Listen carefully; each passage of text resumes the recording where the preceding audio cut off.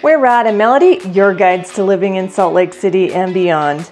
With over 30 years in Utah real estate, we're here to help you navigate this beautiful state with confidence. We make videos about living in Salt Lake, exploring the suburbs, and what life in Utah is really like. We've helped over 1,400 families make their move in, out, and around Utah. And whether you're headed to St. George, South Jordan, or Smithfield, we've got you covered.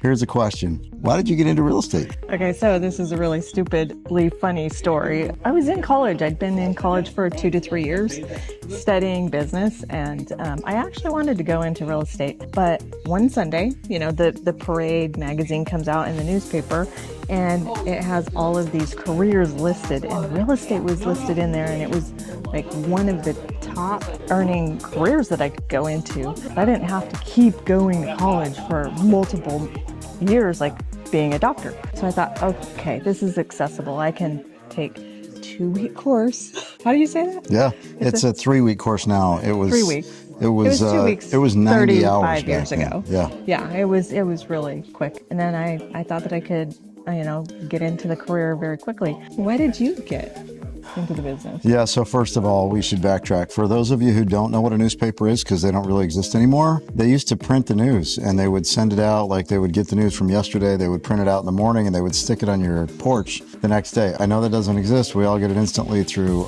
social media now. However, there was a newspaper at one time. They had a section for real estate. So why did I get into real estate? So I love sales. When I was in college, I got introduced to sales through a buddy of mine. He invited me out. We ended up doing summer sales in Phoenix, Arizona, which is not the best place to get introduced to summer sales in Phoenix, Arizona. It was freaking hot. But anyway, so I did that. I fell in love with it. I fell in love with how to talk to people, how to understand what it was that they were looking for. And I thought, okay, that's awesome. I had been selling women's shoes and I made a commission on the sales and was doing okay with it. And then after I got introduced to it, I was like, oh my gosh, if I'm going to sell something and really this is what I'm passionate about, I should sell something that costs a little bit more money that still a lot of people need. And I went for housing.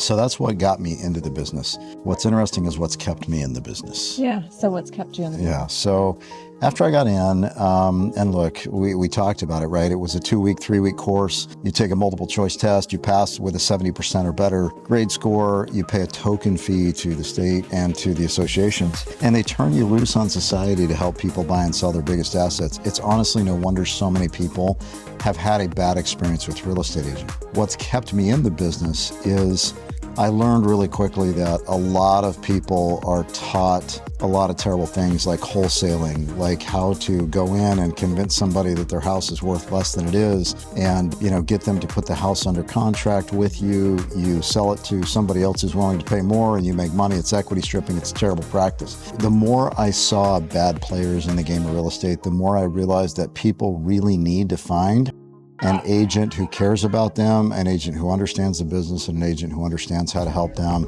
buy and sell their biggest assets. The reason I stayed in is because I believe deep down that a lot of people need a great real estate agent and they don't even know where to look to find one. That's why I'm still playing the game. That's why I still get up every day. It's honestly because I love what I do for a living.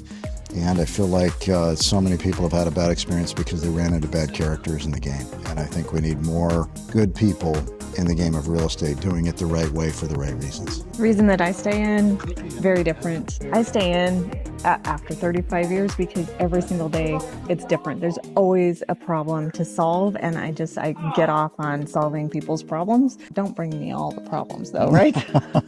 No, we're happy to help. You need the help. Find a help. great real estate agent. Look, there's a lot of great people out there. There really are. And the way that I say it today, they're good people. They mean well. They want to do a good job for you. Most of them. A lot of them just don't know how, especially as the market softens and things get a little bit trickier to get sold. It's important to find somebody that actually understands real estate at a high level, knows how to price and market and sell a property versus just putting a sign in the yard and a lockbox on the door and hoping that the property sells, right? There's a lot more to it, and it's important. So interview a few agents. Look, if you're interviewing me, my recommendation is interview a couple of others and make sure that you hire the right person for the job. Actually, even if you're a buyer, you need to be interviewing as well because you're hiring your agent to represent you. On either side, if you're a buyer or a seller, make sure sure that you interview 3 to 4 agents and pick the very best one that's a match for you and that you know that you have a good open line of communication with. I think that's the most important thing. Yeah, for sure. Heaven knows there's enough of us out there that you can definitely find a couple to interview.